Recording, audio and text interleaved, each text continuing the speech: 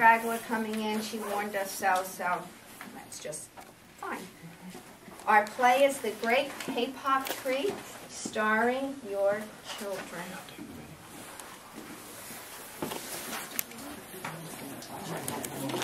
A man walked into the rainforest.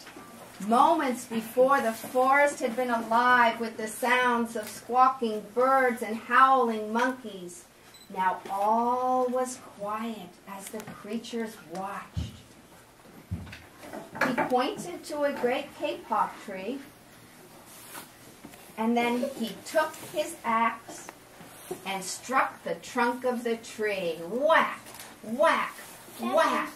The sounds of the blows rang through the forest. The wood of the tree was very hard. Chop, chop, chop. Whack. He wiped the sweat that ran down his face. Soon the man grew tired. He sat down to rest at the foot of the kapok tree. Before he knew it, the heat and hum of the forest had lulled him to sleep. A boa constrictor lived in the kapok tree. He slithered down its trunk to where the man was sleeping. He looked at the gash the axe had made in the tree. Then the huge snake slid very close to the man and hissed in his ear, "Senor, this tree is a tree of miracles. It is my home where generations of my ancestors have lived. Do not chop it down." Two bees buzzed in the sleeping man's ears. "Senor, our hives are in this kapok tree, and we fly from tree to tree and flower to flower collecting pollen. In this way we pollinate the trees and flowers throughout the rainforest. You see, all living things depend on one another."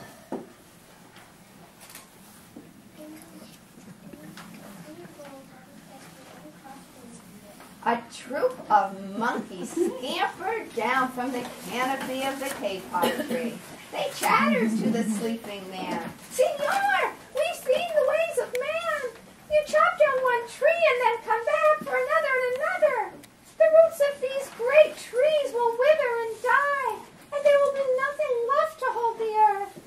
When the heavy rains come, the soil will be washed away, and the forest will be a desert."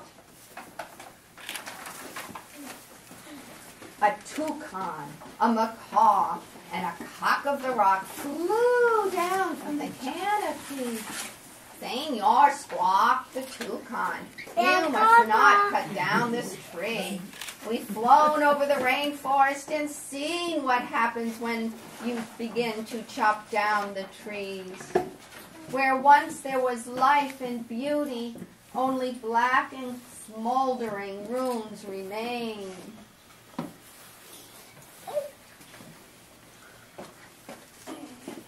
Two bright and small tree frogs crawled along the edge of the lake. In squeaky voices they piped in the man's ear, "Senor, a rainforest means many ruined lives. You will leave many of us homeless if you chop down this great kapok tree." A jaguar had been sleeping along a branch in the middle of the tree. Because his spotted coat blended into the dappled light and shadows of the understory, no one had noticed him. He leapt down and padded silently over to the sleeping man. He growled in his ear, "Senor, the kapok tree is home to many birds and animals. If you cut it down, where will I find my dinner?" Two tree porcupines swung down from branch to branch and whispered to the man, "Senor, do you know what we animals and humans order to live. Oxygen. And Senor, do you know what trees produce? Oxygen. If you cut down the forest, you will destroy that which gives us all life. An anteater climbed down from the kapok tree. The unstriped anteater said to the sleeping man, Senor, you're chopping down this tree with no thought for the future. And surely you know that what happens tomorrow depends upon what you do today. Think of your own children who tomorrow must live in a world without trees.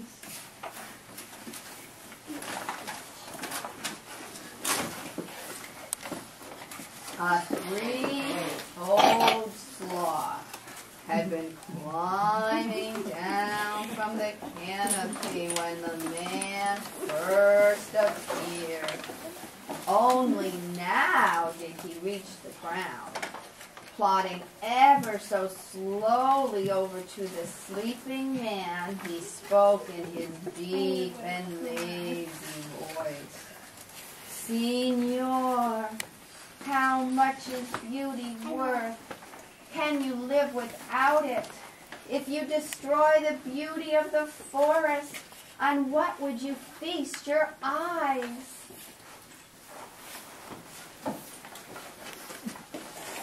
3 children from the Yanomamo tribe who lived in the rainforest knelt before the sleeping man. They murmured in his ear, Senor, when you awake, please look upon us with new eyes.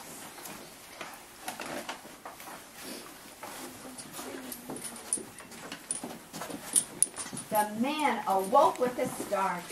Before him were the rainforest children, and all around him, staring, were the creatures who depended upon the rainforest.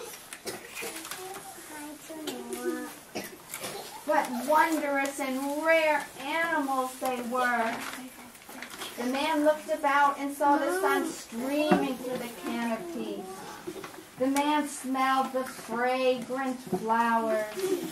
He felt the steamy mist, but he heard no sound, for the creatures were strange and silent. The man stood up, picked up his axe. He swung his arm as though to strike the tree, and suddenly he stopped. He turned and looked at the animals and the children. Then he dropped his axe and walked out.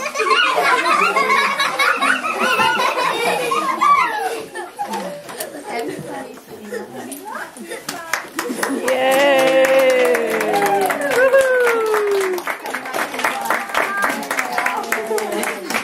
And take your salve.